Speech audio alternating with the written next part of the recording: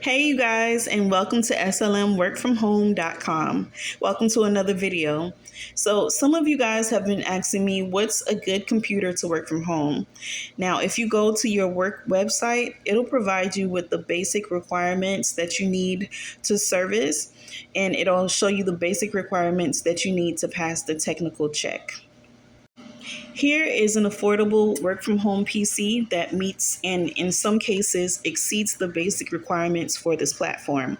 I have used this computer and was able to pass the tech check with flying colors, especially when it comes to the hardware and software portion of the technical check.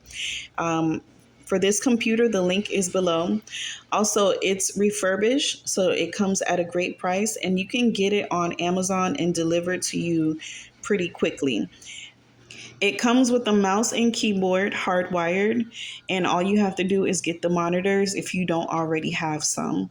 So, yep, this PC is perfect for you if you need something to work from home that's affordable. And like I said, the link is below. Thank you guys for watching, and I'll see you on the next video. Bye-bye.